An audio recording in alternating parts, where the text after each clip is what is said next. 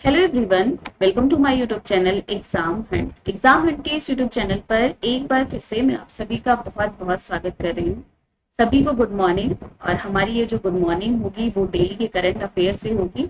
ये आप सभी को पता है कि करंट अफेयर आपके आने वाले एग्जाम के लिए बहुत इंपॉर्टेंट है। तो जो बच्चे चैनल पर नए हैं वो लोग जल्दी से चैनल को सब्सक्राइब कर लें, बेल आइकन को जरूर दबा दीजिएगा, क्योंकि मॉर्निंग में आपकी करंट अफेयर की क्लास 9:30 बजे, आपकी थ्योरी की क्लास आपको यहाँ पे डेली होती है। बाकी अगर कहीं पे कोई कंफ्यूजन होता है तो वो आप सभी कमेंट बॉक्स में पूछ भी लीजिएगा। साथ में वीडियो पसंद आता तो लाइक भी जरूर करिएगा और ज्यादा से ज्यादा आप सभी वीडियो को शेयर भी जरूर से जरूर करिएगा। तो चलिए फिर क्लास को स्टार्ट करते हैं। और इसका जो पीडीएफ होगा वो आप सभी डिस्क्रिप्शन बॉक्स में देखेंगे। टेलीग्राम चैनल का लिंक है, आप सभी टेलीग्राम चैनल को ज्वाइन कर लीजिएगा, वहां पे इसका पीडीएफ मिल जाएगा। बाकी जो इंपॉर्टेंट बातें होंगी वो मैं नोट डाउन आप सभी को करवा दूंगी। तो अगर मन करेगा तो आप सभी नोट्स भी बनाते साथ में जरूर से जरूर चलिएगा। तो चलिए फिर देखते हैं। पहला प्रश्न आप सभी के सामने दिया गया है। पूछा गया है कि 23-24 मार्च 2021 को सिंधु जल समझौते को लेकर भारत पाक के मध्य बैठक कहां पे संपन्न हुई? नई दिल्ली में, कराची में, जम्मू कश्मीर में कि चंडीगढ़ में? इसका देखिए, सिंधु जल जो आपका समझौता हुआ है अभी, उसको लेकर एक बैठक संपन्न हुई है। और ये बैठक कहां पे संपन्न हुई है? तो नई दिल्ली में संपन्न हुई है। ठीक है, इसका राइट आंसर क्या है? ए इसका राइट आंसर है, नई दिल्ली में।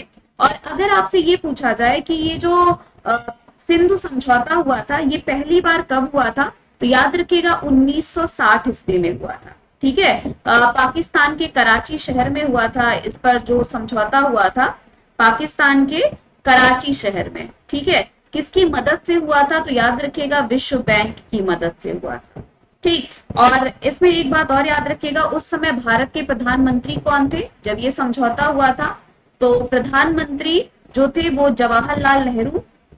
ठीक है, जवाहरलाल नेहरू थे। और जो पाकिस्तान के उस समय राष्ट्रपति थे जिन्होंने हिस्सा लिया था इस समझौते में, और राष्ट्रपति थे अयूब खान थे।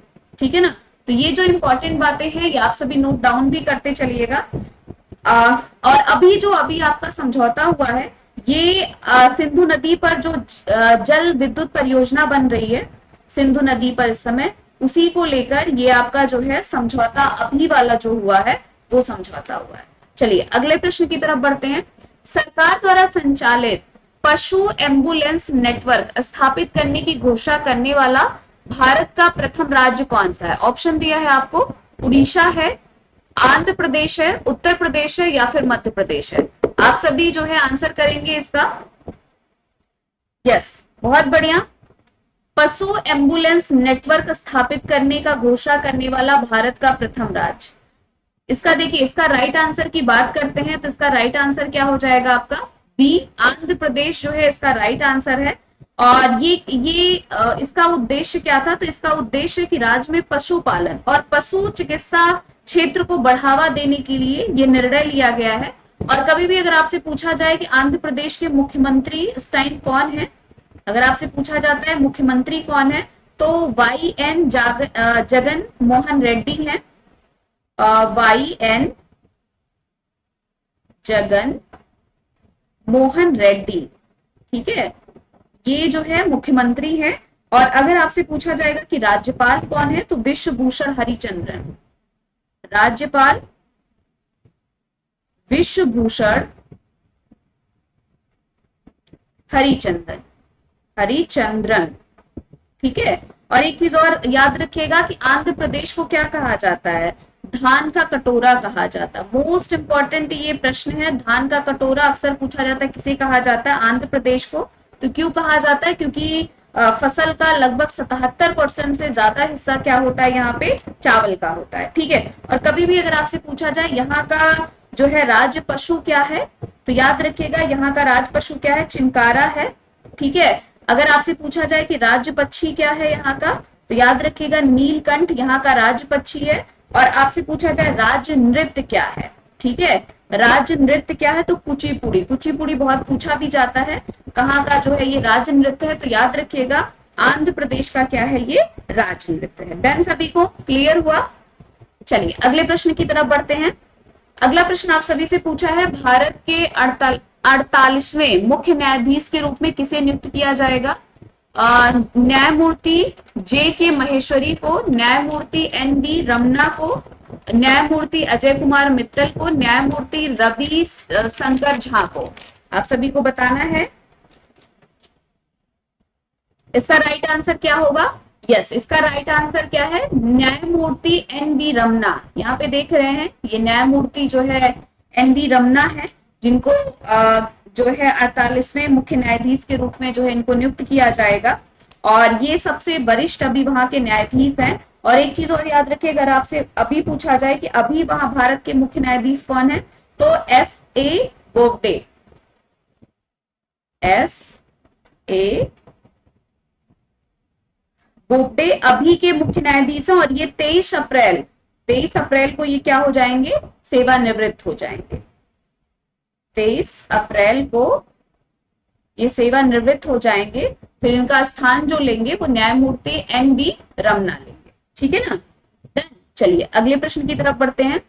प्रतिवर्ष 23 मार्च को विश्व मौसम विज्ञान दिवस मनाया जाता है। 2021 में इस दिवस की थीम क्या थी? Climate and water, the ocean, our climate and weather, the sun, the earth and the weather, मौसम, तैयार, जलवायु, स्मार्ट। आप सभी को बताना है कि इस वर्ष का जो है क्या है। यस, देखिए इसके अगर हम राइट आंसर की बात करते हैं तो इसका क्या है? इसका बी जो है, बी इसका क्या है? राइट आंसर है the ocean, our climate and weather, यानी कि महासागर, जलवायु और मौसम। ठीक है, महासागर, जलवायु और मौसम। ठीक है, इसका क्या है? इसका थीम है। और अगर आपसे पूछा जाए कि विश्व मौसम दिवस कब मनाया जाता है, तो आप सभी बताइएगा 23 मार्च को। ठीक है, इसकी स्थापना जो है 1950 ईस्वी में जो है संयुक्त राष्ट्र के मदद से जो है एक विभाग के रूप में स्थापित किया गया। और कभी भी आपसे पूछा जाए इसका मुख्यालय कहाँ पे है, ठीक है, मुख्यालय कभी भी आपसे पूछा जाए तो जिनेवा में इसका क्या है? मुख्यालय। डन सभी का? और ये जो भी इसका थीम, जैसे हर साल जो है 23 मार्च को विश्व मौसम विज्ञान के दिवस के अवसर पर जो भी थीम बनाया जाता है, उसी थीम पर पूरे साल काम किया जाता है। यानी कि अब की जब थीम बनाया गया कि महासागर, जलवायु और मौसम, जो इसका थीम बनाया गया है, अब इसका मतलब इस थीम पर पूरे साल काम किया जाएगा। और अगर मान लीजिए आपसे पूछ लिया कि भैया 2020 में क्या इसकी थीम थी, तो याद रखिएगा मौसम और जल था। मौसम और जल था, जिस पर 2020 के पूरे साल जो है कार्य किया गया था। डन सभी को? चलिए अगले प्रश्न की तरफ बढ़ते हैं। निम्नलिखित में से किसके द्वारा प्रणीत पोर्टल लॉन्च किया गया? Steel Authority of India Limited, Coal India Limited, Power Grid Corporation of India Limited, GAIL India Limited. आप सभी को बताना है। यस, बहुत बढ़िया। देखिए इसके अगर हम सही आंसर की बात करते हैं तो इसका सी राइट आंसर है, power Grid Corporation of India limited. ठीक है, इनके द्वारा जो है आपका जो परिणित पोर्टल है उसको लॉन्च किया गया है। ये ई ट्रेंडिंग जो है, ई ट्रेंडिंग पोर्टल है। ठीक है, और ये पोर्टल क्या है? कम कागजी कार्यवाही, संचालन में आसानी और निविदा प्रक्रिया को अधिक पारदर्शी बनाने के लिए ये आपका पोर्टल मदद करेगा। और अगर आपसे पूछा जाए कि power Grid Corporation of India की स्थापना कब की गई थी, अगर कभी भी आपसे पूछा जाता है इसकी स्थापना कब की गई थी, तो 23 अक्टूबर 1989 में। 23 अक्टूबर 1989 में इसकी स्थापना की गई थी। और आपसे पूछा जाए कि पावर ग्रिड कॉर्पोरेशन का जो है मुख्यालय कहाँ पे है, मुख्यालय अगर कभी भी आपसे पूछा जाए तो बेटा याद रखिएगा इसका मुख्यालय गुड़गांव में है। ठीक है, डन सभी को? क्लियर हुआ? चलिए अगले प्रश्न की तरफ बढ़ते हैं। 18 मार्च 2021 को मिशन ग्रामोदय की शुरुआत किस राज्य के द्वारा की गई? गुजरात के द्वारा की गई, महाराष्ट्र के द्वारा की गई, मध्य प्रदेश के द्वारा की गई, उड़ीसा के द्वारा की गई? सभी लोग आंसर बताएंगे। यस, देखते हैं इसका राइट आंसर। बिल्कुल सही। यहाँ पे देखिए मध्य प्रदेश के द्वारा जो है आपका मिशन ग्रामोदय की शुरुआत की गई है। ठीक है, इसका उद्देश्य क्या है अगर कभी भी आपसे पूछा जाए तो इसका उद्देश्य था ग्रामीणों के विकास को लेकर था। ठीक है, और अगर आपसे पूछा जाए कि मध्य प्रदेश की राजधानी क्या है, अगर कभी भी, तो आप सभी को पता है इसकी अगर हम राजधानी की बात करते हैं तो इसका राजधानी क्या है? भोपाल जो है, राजधानी क्या है? भोपाल। ठीक है। और सबसे बड़ा अगर शहर पूछा जाए कि सबसे बड़ा शहर कौन सा है मध्य प्रदेश का, तो याद रखिएगा इंदौर। ठीक है, इंदौर जो है वो सबसे बड़ा। और इस समय वहां के अगर मुख्यमंत्री तो शिवराज सिंह चौहान, ये जो है आपके यही है शिवराज सिंह चौहान जो है इस समय वहां के क्या है? मुख्यमंत्री हैं। और अगर आपसे पूछा जाए कि वहां के राज्यपाल कौन है इस समय, राज्यपाल अगर पूछा जाएगा तो आनंदीबेन पटेल। आनंदीबेन पटेल जो है वो वहां की क्या है? राज्यपाल है। ठीक है। और अगर आपसे पूछा जाएगा कि इसकी स्थापना कब की गई थी मध्य प्रदेश की, आपसे स्थापना अगर पूछा जाए तो याद रखिएगा 1 नवंबर 1956 ईस्वी में इसकी स्थापना की गई थी। और 1 नवंबर 2000 में, ठीक है, इससे अलग होकर कौन सा राज्य बना था? तो 1 नवंबर 2000 में इससे अलग होकर कौन सा राज्य? छत्तीसगढ़ राज्य बना था। कौन सा राज्य?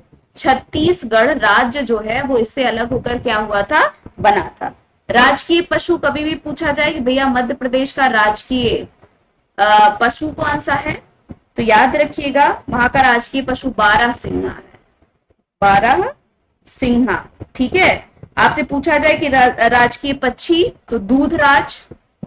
याद रखिएगा दूधराज, जिसको हम शाह बुलबुल भी बोलते हैं। पुष्प अगर पूछा जाए तो लिली। पुष्प क्या है? लिली वहां की है। और अगर राजकीय खेल पूछा जाए तो क्या हो जाएगा? मलखम्ब। क्या है? मलखम्ब जो है वो वहां का क्या है? राजकीय खेल है। डन सभी को। देखिए बहुत सारी बातें अगर आप डेली करंट भी पढ़ते तो इससे आपका ईवीएस भी बहुत अच्छे से क्लियर हो जाएगा, क्योंकि हम लोग बहुत सारी बातें और भी इंपॉर्टेंट डिस्कस करते हैं आप सभी के साथ। और भाई आप सभी वीडियो को ज्यादा से ज्यादा शेयर जरूर से जरूर करिएगा। चलिए अगले प्रश्न की तरफ बढ़ते हैं।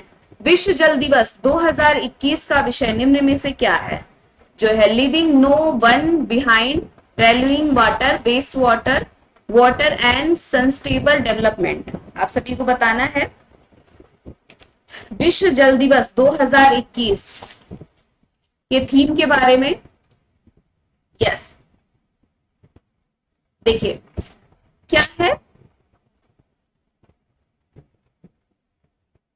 इसका, क्या राइट आंसर है? 20 का राइट आंसर है। यानी कि 2021 का जो थीम है वो क्या है? पानी का महत्व। ठीक है, पानी का महत्व। 2020 में क्या थीम थी अगर ये पूछा जाएगा तो? जल और जलवायु परिवर्तन।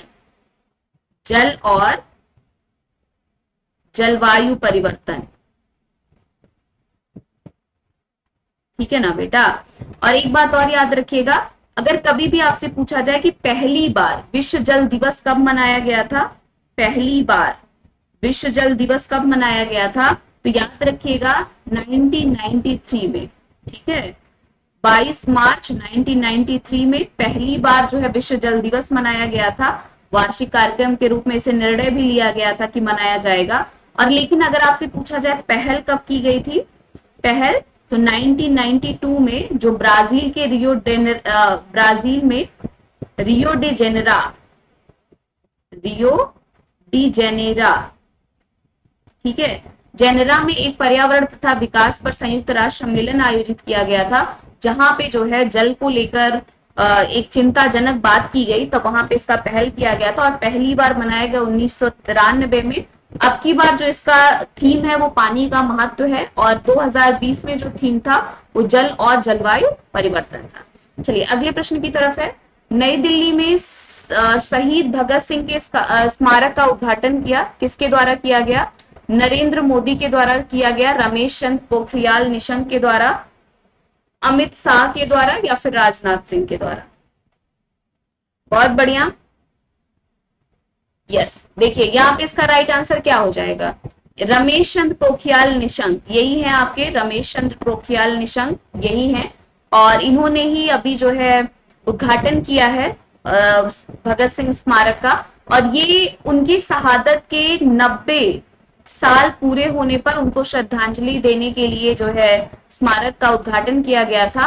और शहीद भगत सिंह, सुखदेव थापर और शिवराज राजगुरु के जो है इन्होंने क्या दिया था, श्रद्धांजलि दिया था। डन सभी का। अगला देखिए, डाउन अंडर द डेमोन पुस्तक किसने लिखी, नीरज शर्मा, स्वाति पांडे, केशव चौहान या फिर किसान सिंह ने।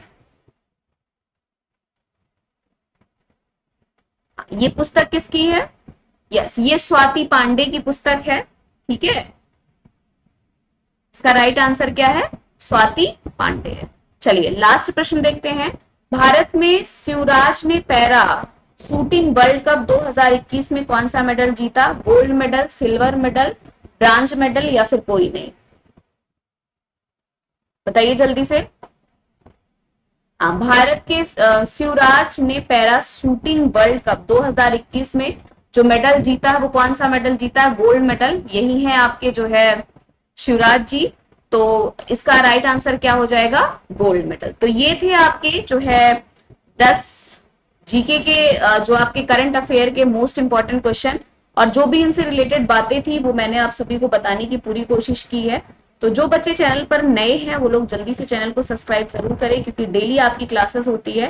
बाकी वीडियो पसंद आए तो आप सभी लाइक जरूर करिएगा, और ज्यादा से ज्यादा आप सभी वीडियो को शेयर भी जरूर करिएगा। इसका पीडीएफ टेलीग्राम चैनल पे मिल जाएगा, आप सभी वहां से ले सकते हैं।